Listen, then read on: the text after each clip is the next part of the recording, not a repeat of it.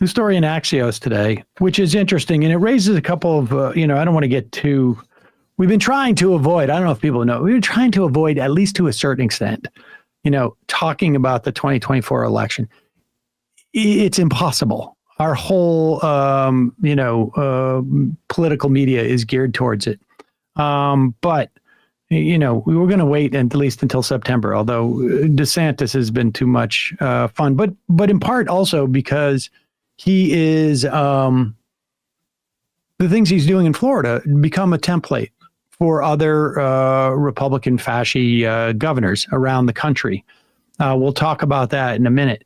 But new job numbers that are coming from the states, according to Axios, from Pennsylvania to Washington to Alabama, 17 states saw jobless rates hit new record lows or hold at a previously notched low in June. This is according to the Bureau of Labor Statistics. That group includes New Hampshire and South Dakota. Both are tied for the lowest unemployment rates in the nation at 1.8% in June, both ticking down from 1.9%. Nationally, the unemployment rate was 3.6%. 14 other states, including Florida, 2.6%, Kentucky 3.8%, Montana 2.4% have unemployment rates hovering at 0.1 or 0.2 percentage points above all-time low levels. We should say I don't have the data on participation rate for states, but the participation rate is now, at least nationally speaking, essentially where it was in 2019, maybe a little bit lower even. I should say a little bit higher. In the key years from like 24 to 54. I think COVID, a lot of people over the age of 54 took early retirement, and they would probably be now in their, early 60s maybe, or would be, at 65 essentially. The dynamic was on display at the state level. Employment data was released on Friday. You've got Republican governors trying to run against Joe Biden, but then also saying we have record low unemployment numbers in this state. And of course, 16 other states around the country. A part of this is, at least in part, a function. There have been 800,000 manufacturing jobs added in Biden's 2.5 years in office. Much of this is coming from the CHIPS Act. The CHIPS Act and to some extent the IRA. Texas is the top state for new manufacturing jobs, 86,000 from January 21 to May 23. California, 79,000, Florida, 37, Ohio, 31, Georgia, 29. Nevada had the greatest increase percentage-wise, followed by Montana and Wyoming. Many red states. And then there's at least anecdotal evidence that the AP is writing about how the climate law is turbocharging the clean energy technology. But the interesting thing about this, at least in the context of there's two things. One, let's be clear. The economy may be doing well in its traditional measures. The problem is that we have too much of what is important for a human being to need to survive be too expensive and difficult. Yes. I'm talking about healthcare and I'm talking about housing primarily. We have obviously also, in every sort of societal ill or deficiency that comes with that. We have far too many unhoused people in this country. The reasons for this are largely just, you can say, capitalism. You can boil down and you can say like, oh, well, we have like, Blackstone and BlackRock buying up apartments and houses, in the way that, I don't know, I don't even know an example. I corner the market on liquid IV or something. And it's driving up the prices for people. We have cities and states that don't. How many luxury apartments do we have in New York City that are sitting empty? And you can't build those apartments without the city essentially saying, okay, we're not addressing these fundamental issues. But the economy, in terms of the way that we look at the numbers, and broadly speaking, within this sort of construct of the winner gets everything, all the spoils, and a lot of people are losers. The economy, in terms of these numbers, is still pretty good. I mean, you talk about everybody having a job. You talk about inflation ticking down now.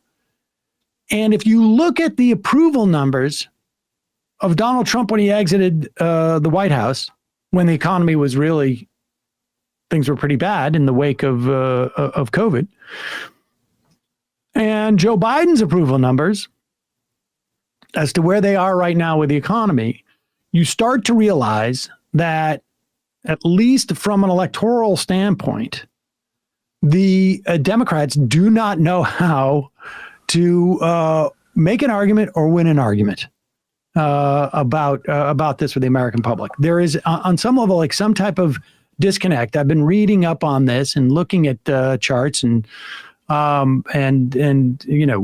some Twitter threads or whatever it was formerly called. There was an adjustment in politics when television became so prominent. And on some level, it is as if if you could imagine this concept, we have very old Democratic leadership that does not know how to communicate with a massive revolution in the way that people communicate and the way that people get ideas in their heads. None of us have the ability to feel the economy, broadly speaking, any more than I can tell you that I can feel that climate change is affecting the globe. Because of just the mass financialization. It's also like we don't, as human beings, we don't have the ability to know what's going on in every part of the country. We can't, we know our own experiences. These are ideas. The idea that the economy is doing well or doing poorly are ideas that are generated by, outside of us. I mean, we can make an argument that there is a fundamental problem in the way that U.S. society and our economy is structured, which I would do in terms of not just in terms of financialization, but again about the way certain things are commodified and should be decommodified. But sadly, that's not the perspective of the vast majority of Americans, even ones who I might vote in the same way as. But and frankly, if I am under the misapprehension that the economy is bad in the way that it is traditionally bad, as opposed to even when it's doing well, it is substandard as to what I believe society should provide for members of society, it is harder to communicate that and understand that we have reached the full capacity of what this kind of system can do if people don't understand that within the measure of this system as it exists, our economy is doing quite well. And that should be the problem. Not that the economy is bad on the terms that it's always been discussed, but rather that when the economy is good in the terms that we discussed, it is still insufficient. Yeah, I mean, we're back to even better maybe than pre-COVID, but that was still the economy that led to a Bernie Sanders and Trump style populism. And there was a joke we made the TMBS live show that rentiers for UBI, right? Because you put more money into the system like that, and it's going to have some good effects, and down to the velocity of money, as economists like to say. It's better to have more money in people's pockets, but ultimately, in our society, it's going to get hoovered up by rentiers. Yeah, right, exactly. Dave from Jamaica says, Sam, don't people feeling on the economy based on their own personal circumstances? A lot of times, no, actually. If you look at the polling, a lot of times the polling will say, well, the economy's doing fine for me, but it's doing poorly overall. I mean, even when there's a recession, some Republicans, I mean, correct me if I'm wrong, Sam, but Republicans still maintain certain levels of trust in the economy. When you poll the American public nationally, it might dip even temporarily. I can't speak to that because I don't remember, but like that is a part of decades long of conditioning about, you know, the Republican Party being better to stimulate the economy through tax cuts and being the business party. But if you look back to eras where the economy is performing well based upon the metrics that we accept or have traditionally accepted for what constitutes a good economy, GDP, employment, inflation, you know, those three things, essentially, wage growth.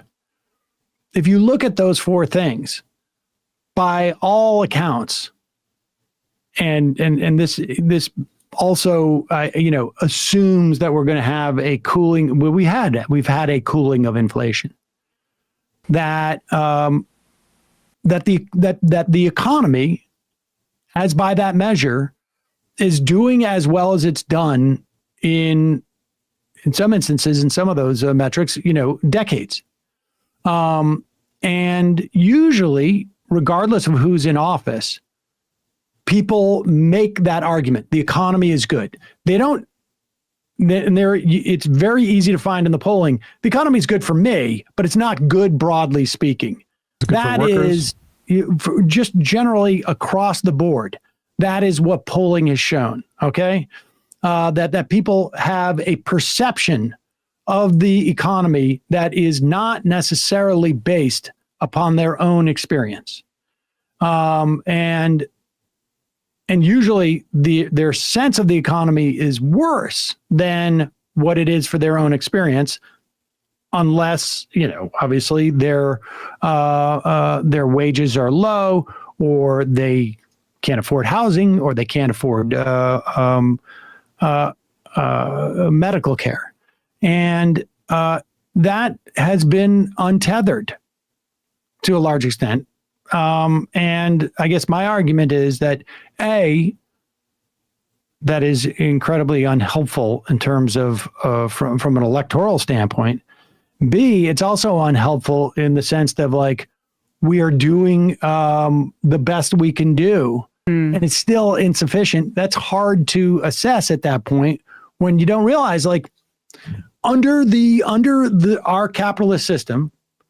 We're doing the best that we can do almost. We're pretty close to what the system can provide based upon the way that it's structured, and it's still insufficient for millions upon millions of Americans. We could change that. We cut child poverty in our little, whatever it was, 12-month experiment by nearly 40%. We had the largest number of people on Medicaid, which is essentially, free healthcare that we've had. It's all been rolled back now. Well, because that entire time we were anxious about if people wanted to work anymore. Yeah.